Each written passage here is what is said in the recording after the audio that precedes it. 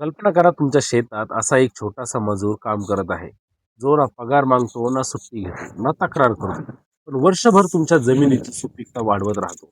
आणि आश्चर्य म्हणजे हा मजूर इतका छोटा आहे की अनेकदा आपण त्याला दुर्लक्ष करतो. तर हा मजूर म्हणजेच गांडूळ.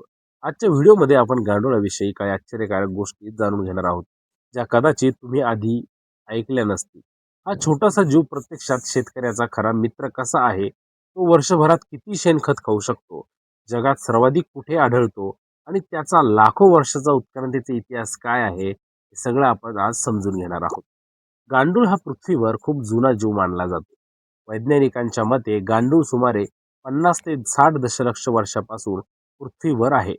डायनासोर नष्ट झाल्यानंतरच्या काळातही हे जीव जिवंत राहिले आणि जमिनीतील परिसंस्था सांभाळत राहिले. उत्क्रांतीच्या प्रक्रियेत त्यांनी जमिनीमध्ये राहण्यासाठी खास शरीर रचना विकसित केली. त्यांचे शरीर मऊ, लांबट आणि खंडामध्ये विभागलेले असते, ज्यामुळे ते जमिनीत सहज हालचाल करू शकतात. जमिनीमध्ये बिळे तयार करताना ते माती उलटून टाकतात आणि त्यामुळे जमिनीत हवा खेळती राहते. गांडुळे प्रामुख्याने ओलसर आणि सेंद्रिय पदार्थांनी समृद्ध जमिनीत आढळतात. जगभरामध्ये जवळपास 7,000 पेक्षाही अधिक जाती गांडुळाच्या आढळून येतात. सर्वाधिक गांडुळे आढळणाऱ्या देशांमध्ये भारत, ब्राझील आणि ऑस्ट्रेलिया यांचा समावेश होतो. कारण या देशांमध्ये हवामान ओलसर आणि शेतीप्रधान आहे. भारतातील शेती क्षेत्रांमध्ये गांडुळे मोठ्या प्रमाणात आढळतात.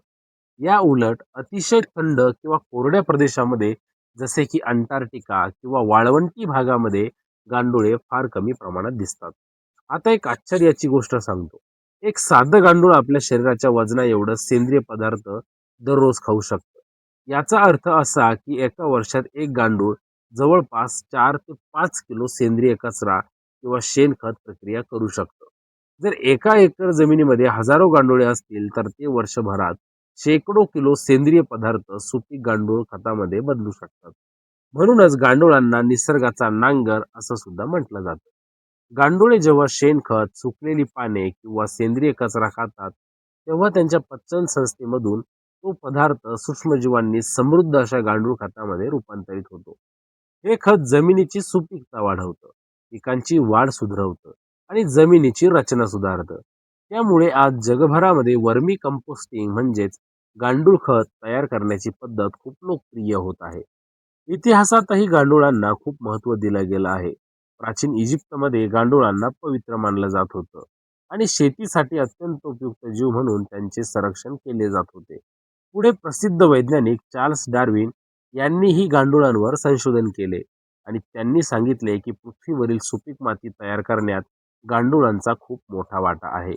म्हणून मित्रांनो, पुढच्या वेळी शेतात गांडूळ दिसलं तर त्याकडे फक्त एक साधा किडा म्हणून पाहू नका. तो तुमच्या जमिनीची सुपीकता वाढवणारा एक छोटासा पण अत्यंत मेहनती कामगार आहे. आणि कदाचित म्हणूनच निसर्गाने हा जीव लाखो वर्ष जपून ठेवला आहे. जर तुम्हाला शेतीविषयी अशाच रोचक आणि उपयुक्त माहिती जाणून घ्यायची असेल तर आमच्या शेत शिवार यूट्यूब चॅनलला नक्की सबस्क्राईब करा. कारण इथे आपण शेतीतील प्रत्येक छोट्या गोष्टी मागचं मोठं विज्ञान समजून घेत असतो. धन्यवाद.